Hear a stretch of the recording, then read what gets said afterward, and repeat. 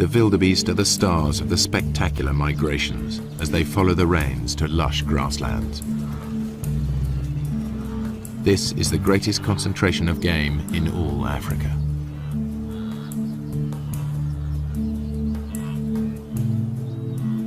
Their numbers attract the top predators, 3,000 lions in numerous prides. But by day, contrary to what most films show, the big cats are not a serious threat to the herds. Good eyesight and safety in numbers protect the wildebeest. This lion certainly acts like a natural killer. By contrast, the hyenas are just hanging about.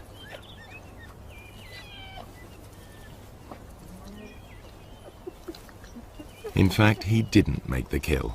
He stole it from more skillful hunters. The blood on their faces proves just who did make the kill. All too often, hyenas are portrayed as light-fingered latecomers. Yet, while the hyenas were feeding, the Prince of Thieves appeared. This is the bit most wildlife films leave out. Lions pinch the hyena's prey. Far from scavenging for a living, 9 times out of 10, hyenas make the kill.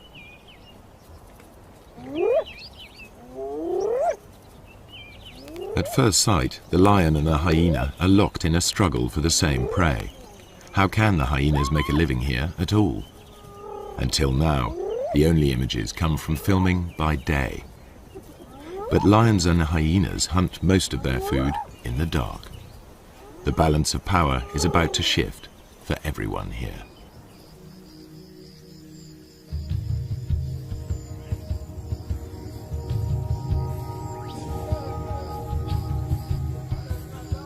Serengeti straddles the border between Kenya and Tanzania. But the Serengeti plains stretch far beyond the park boundaries, and to the east live the Maasai with their cattle. At dusk, they retire with their herds to the safety of their villages, or bomas.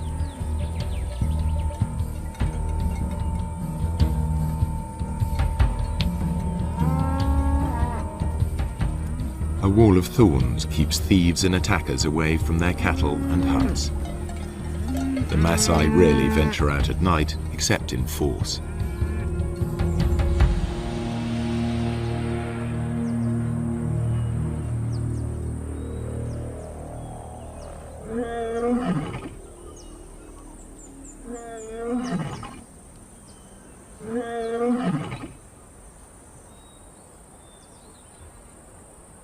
Empty by day, the grazing land suddenly looks rather full, and these cats are not here for a nap. This is the only camera capable of recording what now happens. Technology also allows researchers to make a call to the animals themselves.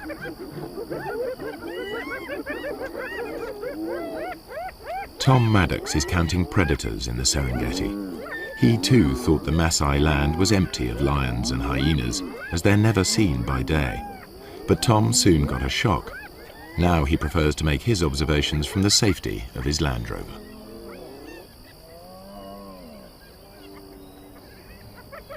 We use this technique that we call call-ins, and we basically have a tape of hyenas on a wildebeest kill. And when hyenas are on a kill, they make these whooping noises and these fighting noises. There's also a lion on the tape and it's fighting with the hyenas, and there's all this big commotion over this kill. And we play this tape on speakers on top of the car. And because lions and hyenas both rely on scavenging quite a lot in their diet, when they hear this tape, a lot of them will come in and they'll investigate it, thinking they're going to get a free meal. It was amazing where they come from. They just kind of melt out from the bushes in places you'd never have imagined a lion could have hidden, often quite close to where I was doing the call-in. And then it was equally amazing once the call-in's over, once they decide to go back under cover, usually about the time that the Maasai are starting to come out of the bomas around 7 o'clock. Again, the lions will melt straight back into the bushes. 1 minute the line's there, the next minute it's gone completely, and I know it must be sitting there somewhere, and they're so hard to find again. The ultra-sensitive camera is many times more powerful than Tom's military scope.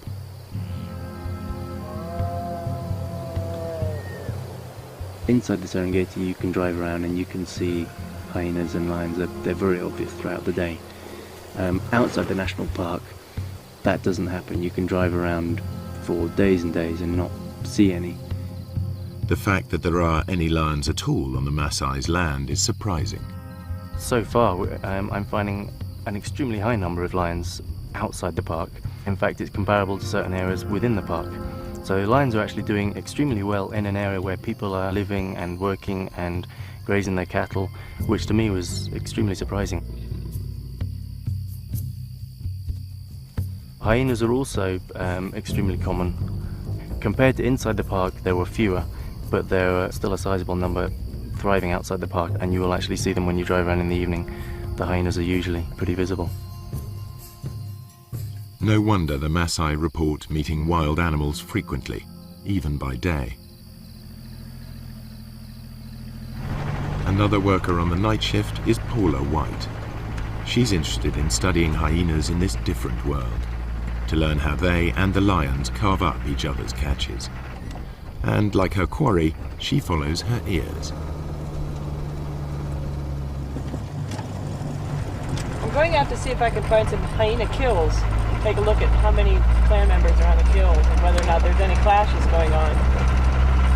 I'll also be looking for lion-hyena interactions because I'm really interested in how the two species interact down here with all the game present, whether or not they're still more likely to steal each other's kills or whether they're more likely to go after a new animal of their own. So what I'd be doing is driving the roads looking for action, and then I'd stop once in a while and listen for sounds of kills, listen for any animals whooping. Sounds travel much further in the cool night air. On a still night, hyenas can hear whooping over 10 kilometers away.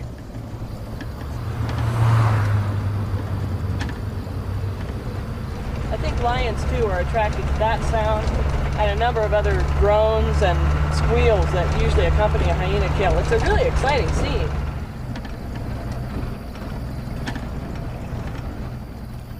There's a hyena running in front of me on the road right now. And the way he's running, I imagine he's going for a kill, so I'm going to stop and listen right now. What Paula and Tom are seeing leads them to rethink the conventional ideas about hyenas and lions at night and day.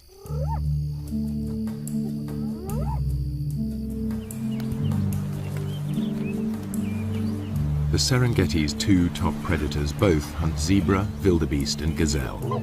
It's a mystery how they survive when they appear to compete for the same prey. Usually in nature, two competitors can't share the same food supply. There simply isn't enough for them both. Yet they both thrive, and although lions and hyenas share the same diet, the two animals are very different. The one thing they have in common is that their societies revolve around the females. Among cats, lions are unique in the way they live together. Most cats are solitary. Lions form small groups, prides. At the heart of each pride are relations, sisters, cousins and aunts.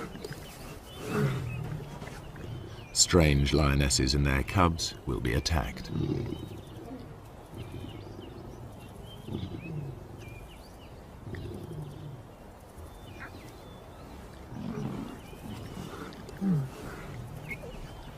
They cooperate to raise cubs.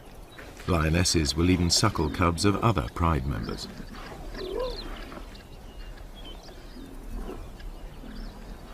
In a lion pride, any female leader will have earned her place, unlike hyenas where leadership is largely inherited.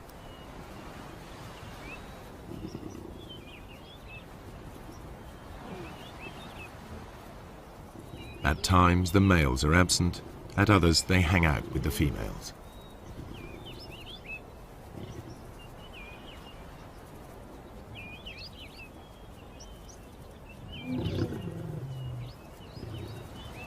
At times they're peaceable, even tender.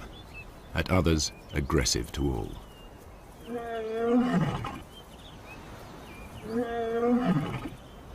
In spite of their smaller size, lionesses not only retaliate, they may even pick fights with the males.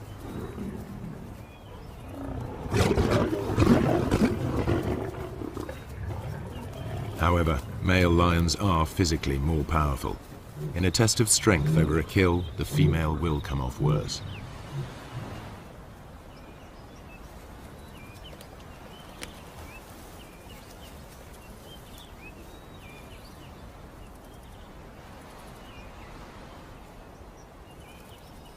Spotted hyenas live in large clans, averaging 50 or more members.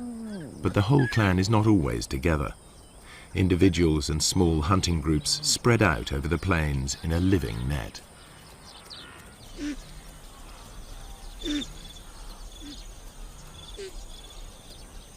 In the Serengeti, hyenas usually make dens in abandoned burrows. Here the cubs are easily hidden from lions and other predators. Litters are small, only 1 or 2.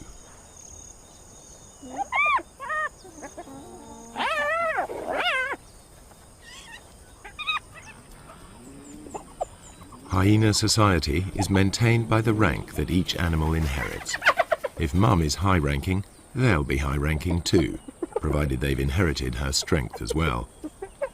Females may fight females, but males hardly ever fight amongst themselves, and certainly wouldn't dare attack a female.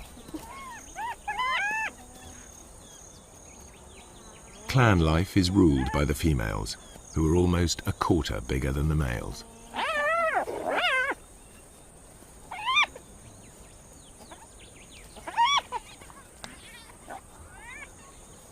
The cubs fight in their first days of life, but once they know their place, they're far more likely to play together than to scrap.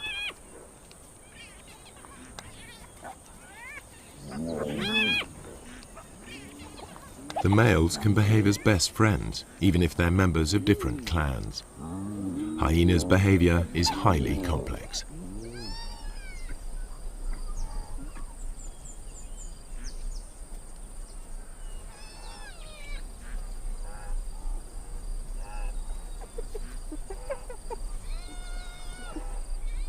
From weaning to fighting, much of what hyenas do still remains to be studied by scientists.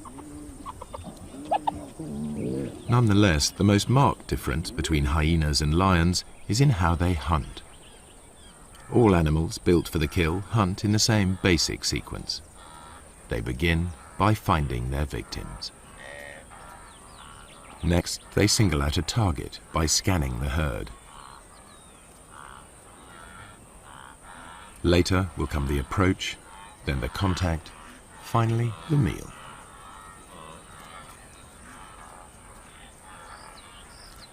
How they hunt differs sharply between hyena and lion. The hyenas get as close as 20 meters in full view of their prey before the herd wheels and flees. The hyenas will try to scatter the wildebeest before singling one out. The Maasai call the hyenas doctors because they can recognize the sick and the weak.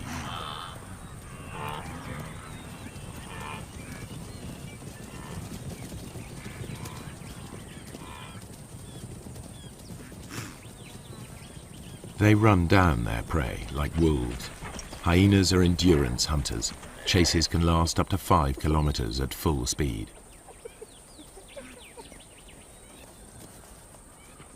Lions can't sustain this. They are sprinters. After the rainy season, much of the Serengeti National Park is a sea of long grass. The lions use it to mask their presence. They approach unseen by careful stalking or occasionally by lying in ambush.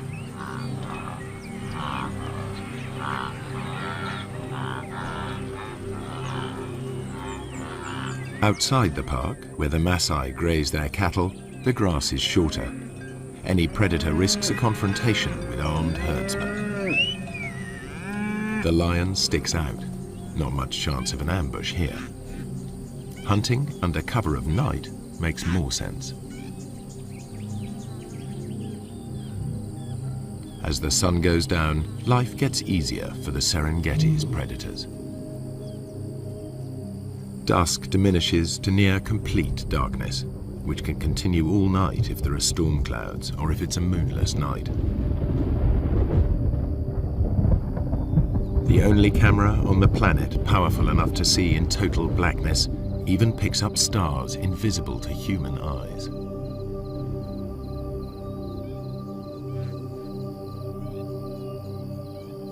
Suddenly, the landscape is illuminated as if by searchlight. Even so, humans can still only just pick out shapes. But to the grazing animals, it's as clear as day.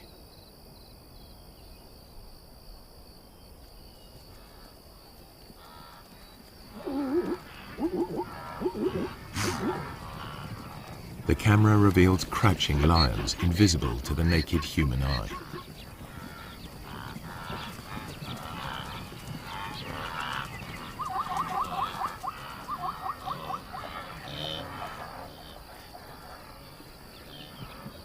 A night ambush could prove more successful. These two lionesses have detected a herd of wildebeest crossing a track.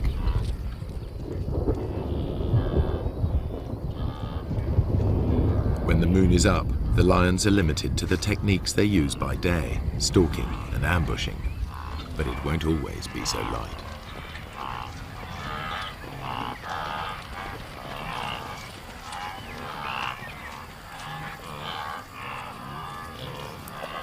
The pair near the crossing point and squat down, well screened by vegetation.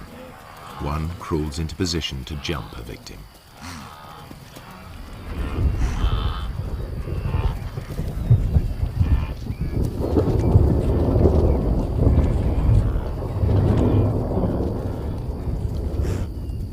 A quick dash and it's soon over.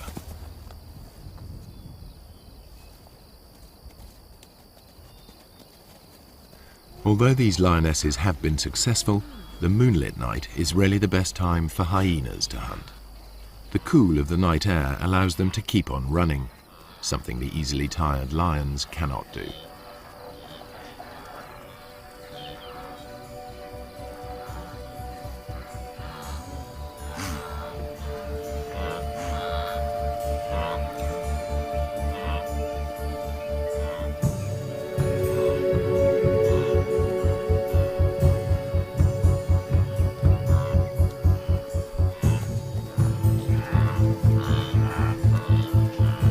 Hyenas' behavior at night is something scientists are increasingly able to observe for themselves.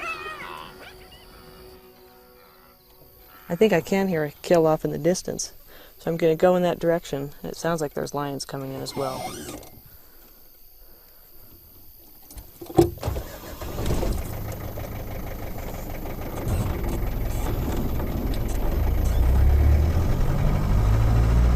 Paula White's night vision goggles work because they and the camera see in the special infrared headlights of her Land Rover. I think the ability to use this sort of invisible light to observe animals, nocturnal animals, in their natural environment is really quite a breakthrough for research. Certainly I didn't begin to see the full range of hyena behaviors until I started coming out at night and using this sort of special equipment. It was very frustrating to me otherwise, because as dusk was falling and my own ability to observe them was, ending, I knew that the hyenas were just beginning to wake up and just beginning to, start their day, as it were, but I was left out of it. So now, as I'm able to follow them and observe them, I'm seeing things that I've never been able to see before. Now Paula can see in the dark, but it's her hearing that guides her. You often hear hyenas whooping at night, and that can mean any number of things. They're advertising their own location, they're trying to find other clan members. But the one sound that you really associate with a kill is a giggle. And actually that's where the term laughing hyena came from. But that's the sound that I really associate with kills. And it's a thing that other hyenas and lions hone in on as well. So really, driving around like this at night, using this enhanced vision and listening for kills, I'm behaving very much like a hyena. And there's one right now. I can see it going through the grassland.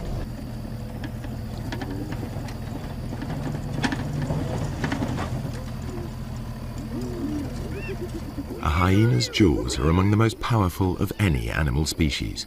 The sharp front teeth shear through skin and meat. Their jaw muscles are as big as a man's arm. At the back of the hyena's mouth, huge crushing teeth are strong enough to crunch up solid bone. Yet it's a remarkably peaceful scene. Male hyenas are nature's gentlemen when it comes to sharing a kill with their clan.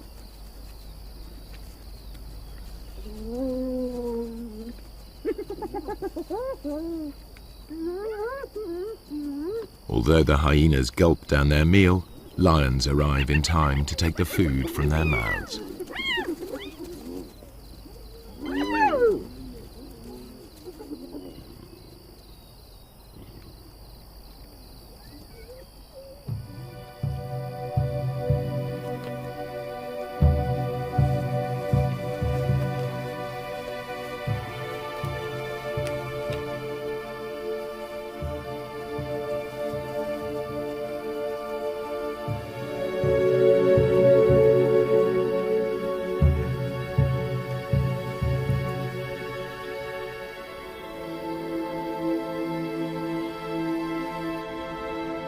The camera unveils a night world full of animal life.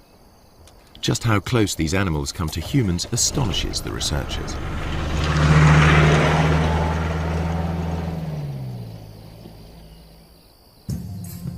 I found a cheetah quite late in the evening. Sometimes the male cheetahs will stay active quite a long time into the night, and so I was following him.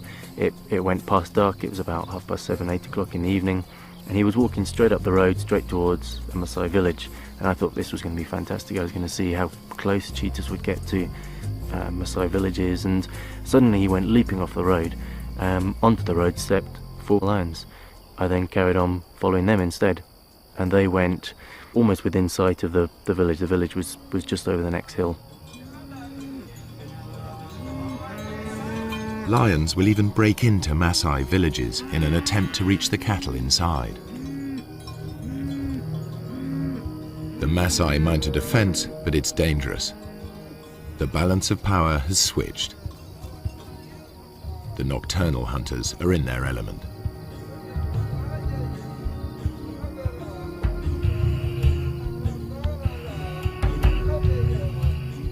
There are burglars about.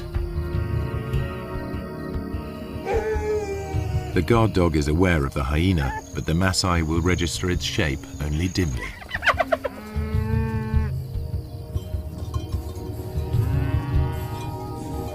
The men must rely on tracks to point them in the right direction.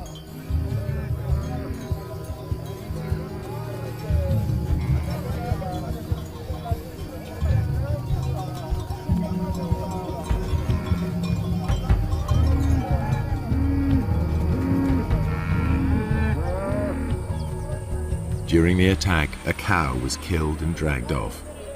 The following morning, the Maasai inspect the corpse. They can easily identify the cause of death. Wringing the neck are distinctive punctures, the suffocating bite of a lion.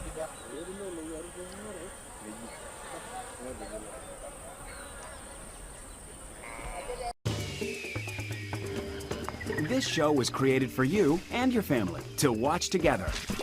Welcome to Nat Geo Wild. The culprit also mauled a warrior. The wounds could quickly become infected. The tribal doctor cleans the site thoroughly, without anesthetic. The Maasai prize suffering without complaint above all.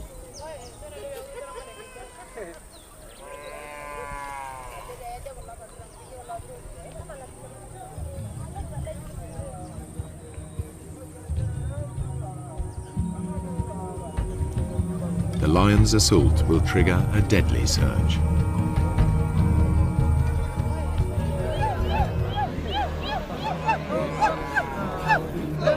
Maasai warriors respond to the alarm.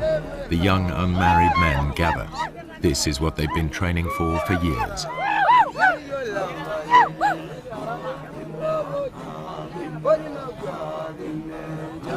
It's the supreme test of their stamina and self-control, and a test of their ability to bear pain without flinching.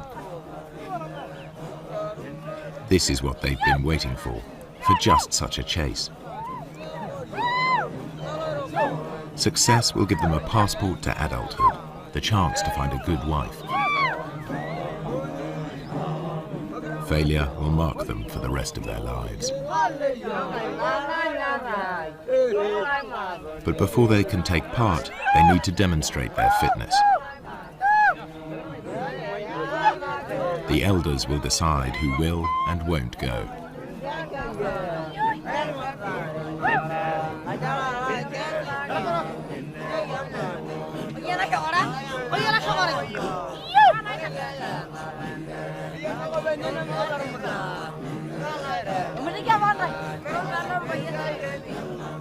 The warrior group arrives at the settlement where the cow was taken.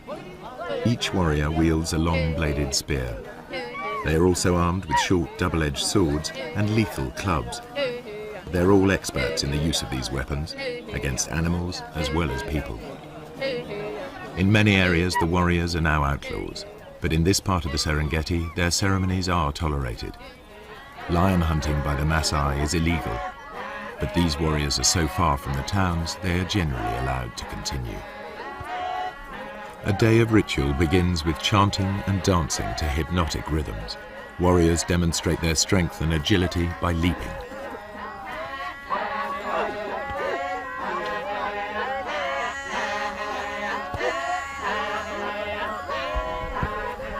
Fueled by intoxicating herbal drinks, they dance into the night.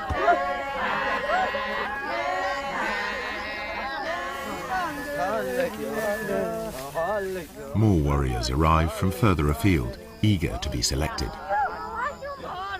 Everyone is in a frenzy of anticipation.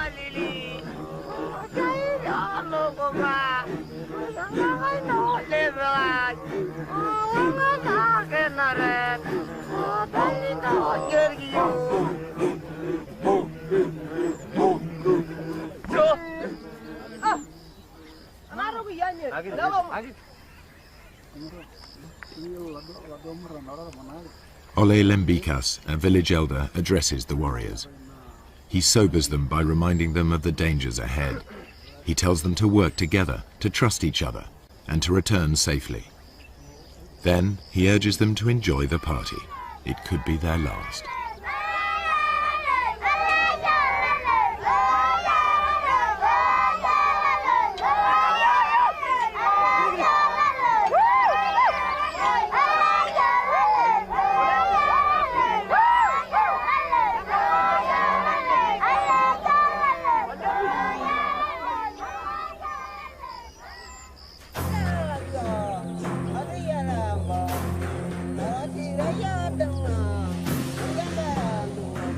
In the morning, two hunts unfold far apart.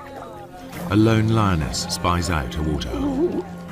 Animal or human, hunters face mortal danger in the coming hours.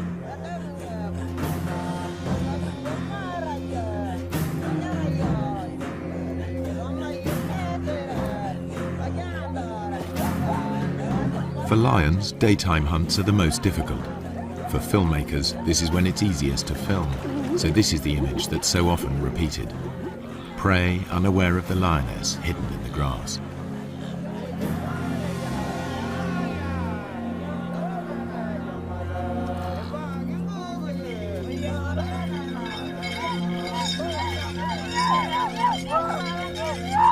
The hunters head for the place where a lioness was seen recently. The one they believe killed the cow.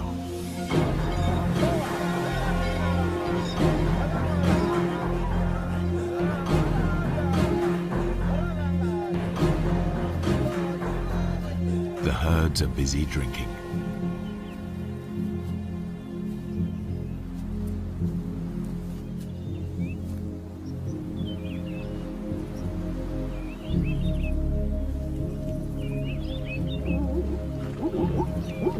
Zebras have keen sight. Their bulging eyes give a wide-angle view of danger.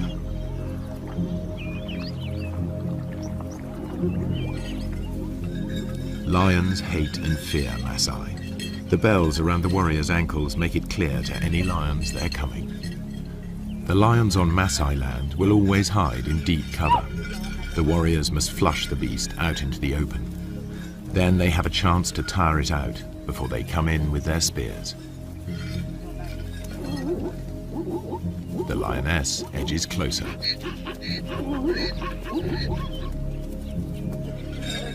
The warrior's search may last all day, covering up to 40 kilometers. The lioness's prey is within 30 meters.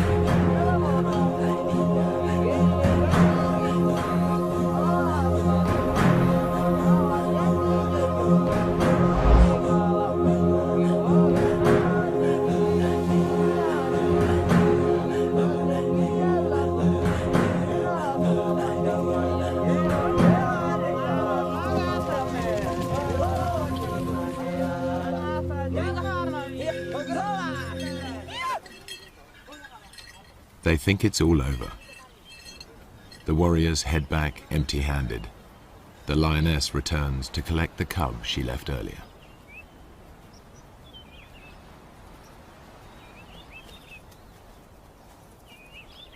She hid it in long grass nearby, but the chaos of her hunt has attracted members of another pride. This is their patch, and they'll defend it. The mother calls to the youngster. Two other lionesses reach the cub first. They won't tolerate another female's offspring.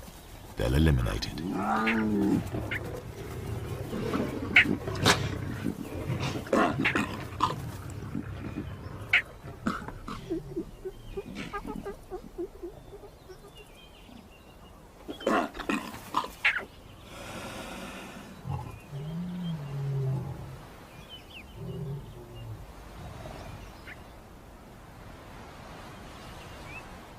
This is not about hunger. The corpse is left to the vultures and hyenas. The mother's life too is under threat. She's no relation. The pride will kill her if she stays.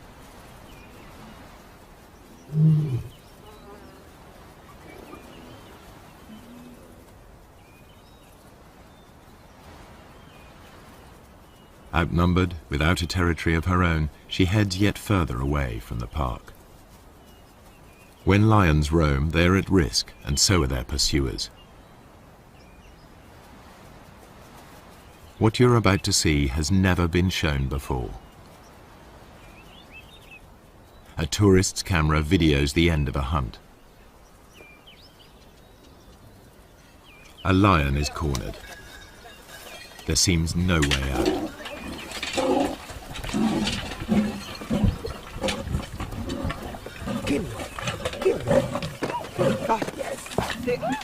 A warrior throws a spear.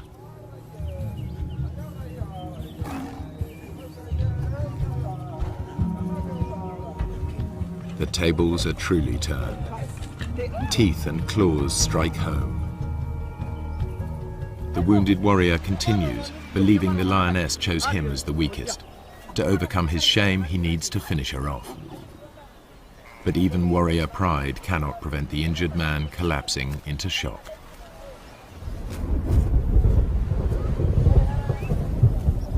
Meanwhile, the lioness dies of her wounds. She's wearing a radio collar, a park lion.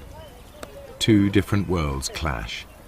The Maasai collect a trophy, the scientists collect data. Each sees the lion in a different light. It's not a romantic, we like to live with wildlife kind of situation, but they never do something to the extent that if a lion is being a problem, they don't go out and try and kill every single lion that they can find in the entire area. I have great respect for them for tolerating them to such a great degree. In truth, the warriors have made a lethal mistake.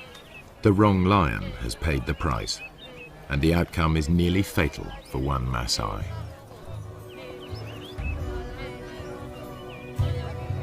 Were he to die on the spot, they would give him a warrior's rights and leave his bones to the night and the hyenas.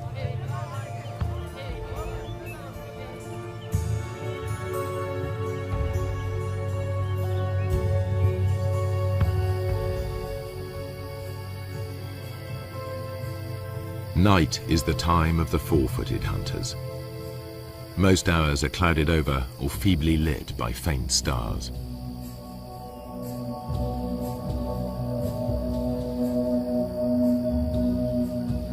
On moonless nights, the Maasai only leave the safety of their bomas in groups. But there is no safety in numbers now for the grazers of the plains.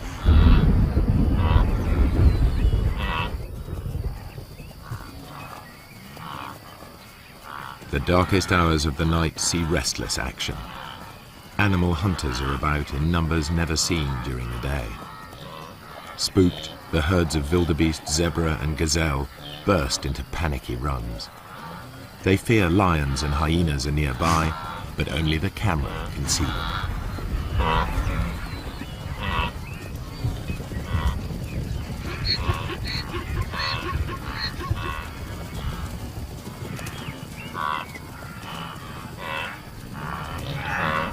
Not only the zebra are uneasy, a clan of hyenas is also on edge. They've made a kill in another clan's territory. It isn't long before one of the owners claims his rights.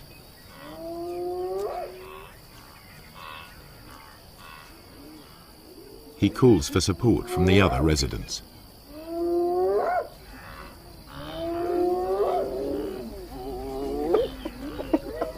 His clan bustles in to drive the invaders away. They bolt the meat while they can. Other threats may arrive to challenge them in turn. They remain watchful. This is truly fast food. The invaders will be back to recapture their meat. You can see this clearly in infrared light. But how do the animals see in these conditions? Like all the animals here, their eyes appear to glow. A mirror-like membrane doubles the available light. Then their brains enhance the images, filling in the gaps to see detail more clearly. The newcomers soon return in force. The prize seesaws between them until it's all gone. But with so little light, even their superb night vision is challenged. This is as close as you can get to seeing through their eyes. It gives an idea of how they can operate in this dark world.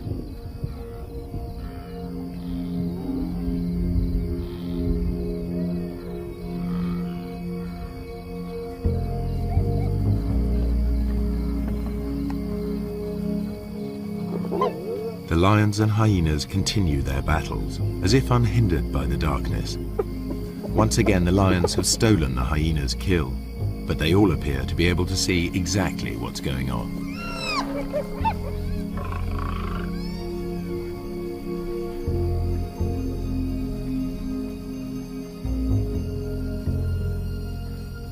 And when the lions go hunting, they do so just as they are. They wander off in the general direction of the sound of herds of animals. To the lions, the herds are almost invisible at any distance, just dull grey smears.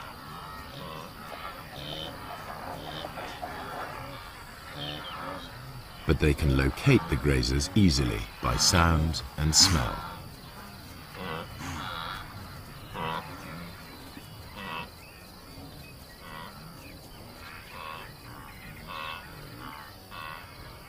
Night is the only time that lions can approach undetected here on the short grass plains.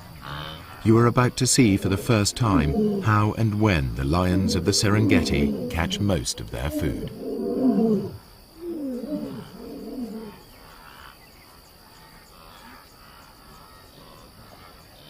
A Tommy dips his head to see whether or not he can see danger silhouetted against the sky.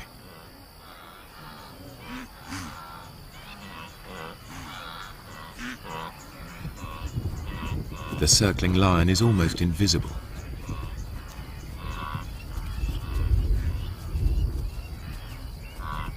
Bathed in infrared light, it stands out.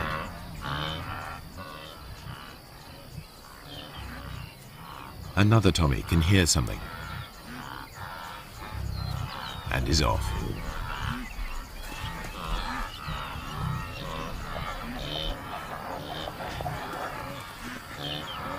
The lion's game plan is always the same. Get close to the herds, then spread out. They don't need to make any effort to hide themselves. Only their footfalls give them away. And because they're unseen, lions are no longer at a disadvantage as they approach their quarry.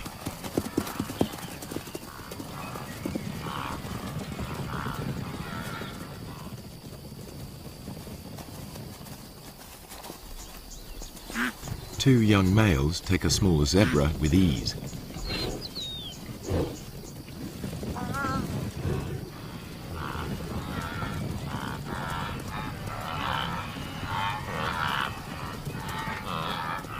A lioness gives chase. A high kick lets her quarry escape.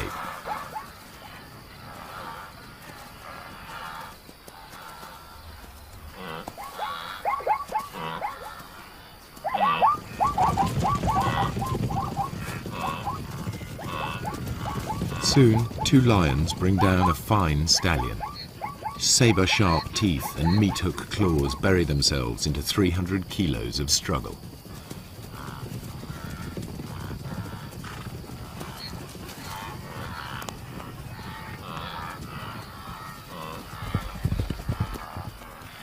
One lion grips the throat in a stranglehold, the other prepares to feed. Their ability to keep a grip on their prey in pitch darkness makes the kill possible. Everything the camera has disclosed comes together. The apparent competitors for the same food survive because there are times when one is more successful than the other. The animals hunt in different ways, by day and by night, and in differing light. These unique images show that the relationship between lions and hyenas is more complex than traditional pictures allow. The lions steal kills, and the so-called cowardly hyenas are often merely out to reclaim their prey.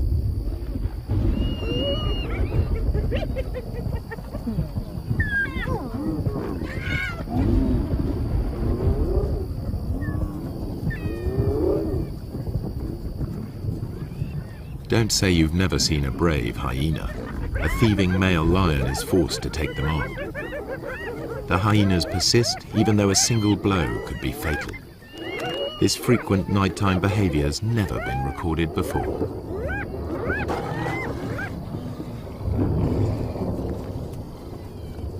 There's much more going on in the dark than people have realized, and there must be many more secrets still to be revealed.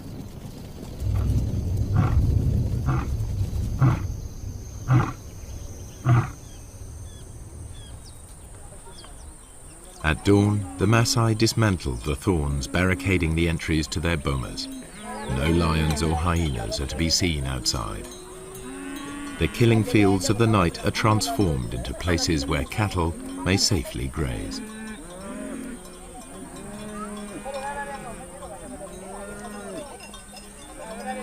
By day, everything is in the Maasai's favor. The cool of night and the light of the moon are ideal conditions for the hyena, a long-distance runner. But the darkest nights belong to lions, which can rely on built-in weapons and brute force. The truer picture that has emerged applies by day as well. Hyenas can kill when lions are too conspicuous, and it's the lions that are the scavengers.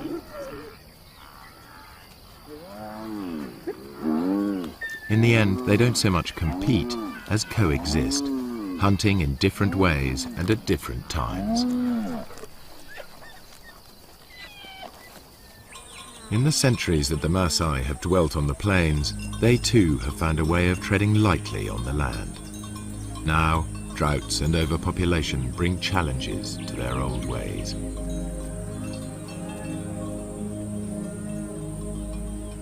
Within a decade, this cattle pasture will be covered with crops.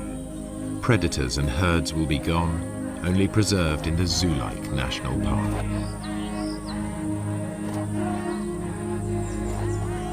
The warriors will step back into history, their culture bartered for bit parts in conservation and tourism.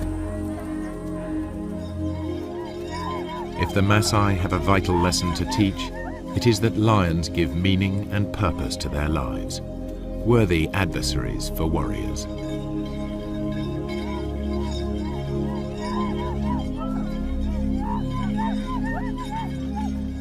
Their spears are already being beaten into plowshares. A patchwork of fields is appearing. Soon, fences will spring up. Nature's carefully crafted balance of power will be upset, animals and people in conflict. The picture that emerges may be starker, but it is more realistic. And never again will you be taken in by that well-groomed imposter posing as the king of the beasts.